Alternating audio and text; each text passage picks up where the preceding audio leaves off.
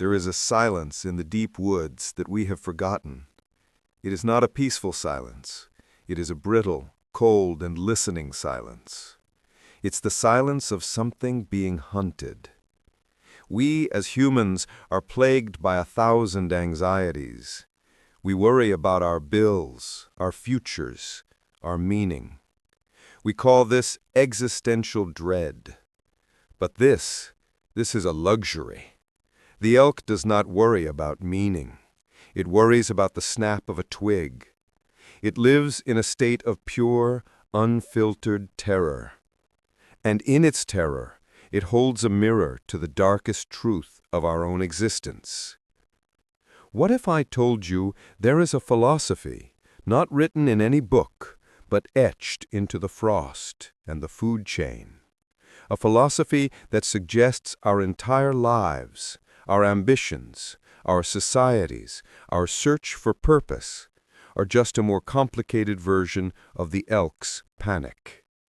This is the existential elk theory, and it is perhaps the darkest philosophy of all. The theory begins with a simple observation. The elk finds safety in the herd. To be separate is to be vulnerable. To be within the mass is to be anonymous. The herd is a shield, a camouflage made of other bodies. This is the first great deception. The herd does not offer safety. It only offers odds. It is a statistical comfort. The herd doesn't prevent the predator. It merely attracts it, offering a feast. The elk huddle together, believing it won't be me. But the wolf, looking at the herd, doesn't see individuals. It sees a buffet. It knows it will be someone. We are no different. We build our own herds. We call them society, culture, corporations, online communities, nations. We conform. We adopt the norms, the fashions, the acceptable opinions. We huddle together, terrified of being singled out, terrified of being seen as different.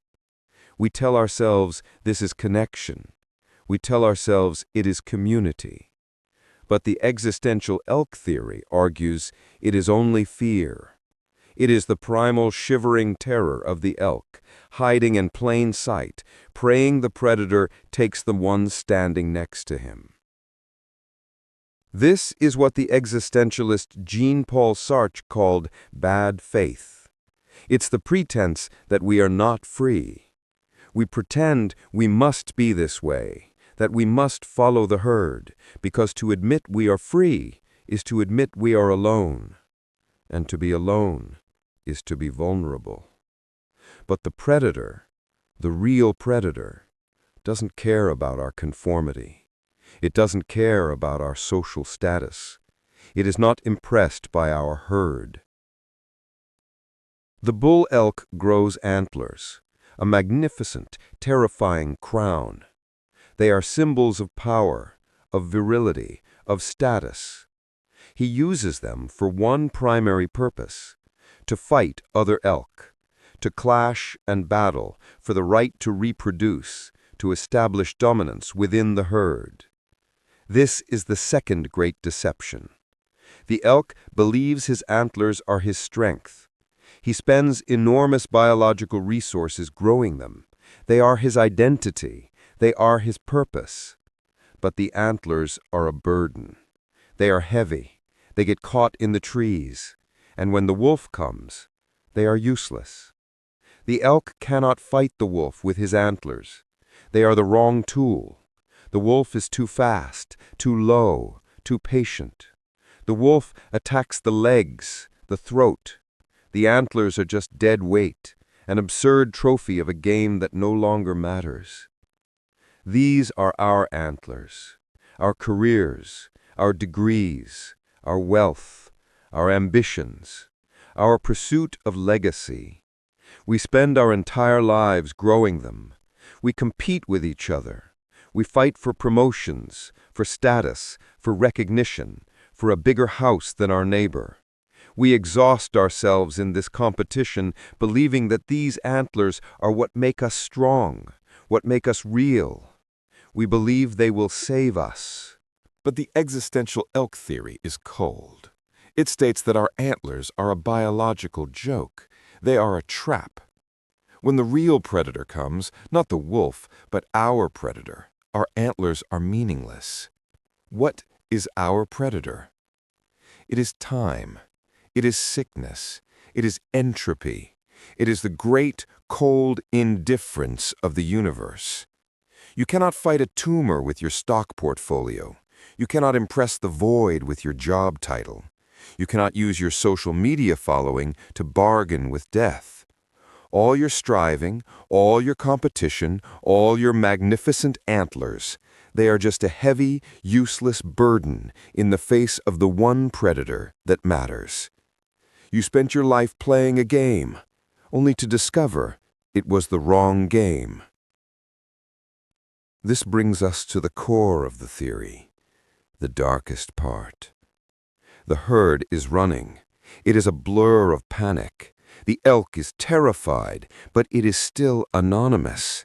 It is still just one of many. And then it happens. The predator makes its choice.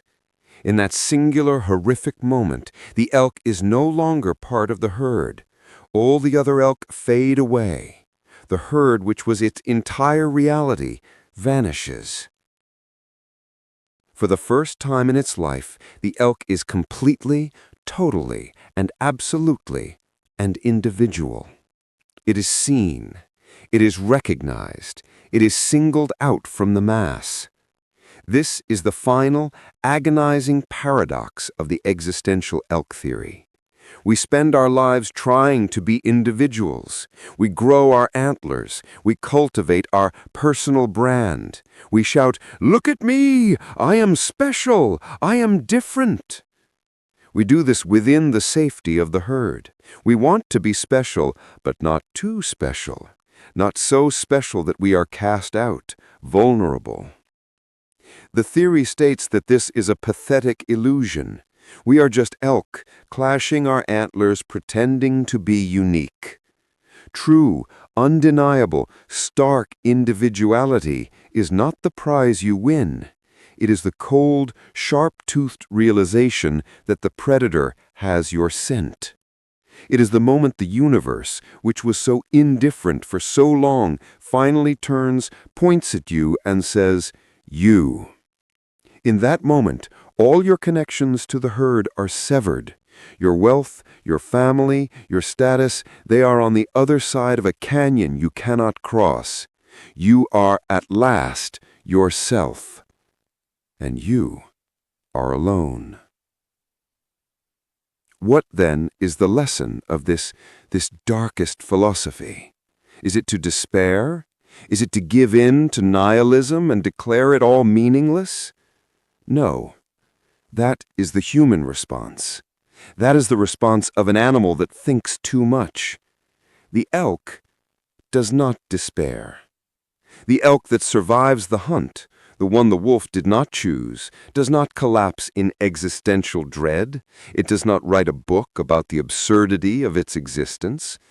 It simply continues. It eats. It breathes. It walks. It lives. But it lives with a new awareness. The predator is real. The herd is an illusion. The antlers are a burden. The existential elk theory is not a command to give up. It is a command to wake up. It is a demand that you stop lying to yourself. Stop believing the herd will save you. Stop believing your antlers have meaning. This is the cold freedom. If the herd is an illusion, then you are free to walk away from it. If the antlers are a burden, then you are free to lay them down. You are free to stop competing with other elk and just live. To feel the cold wind on your skin, to taste your food, to love another being, not as a shield, but as another vulnerable creature sharing the same terrifying clearing. This philosophy does not offer you comfort. It does not offer you hope. It does not promise you a why. It offers you only the truth. You are an elk living in a forest full of wolves. You are going to die. And the only tiny sliver of meaning you will ever find is in the moments you forget the herd, forget your antlers, and simply are. The hunt is coming. The predator is patient. The only question left is how will you live until it chooses you?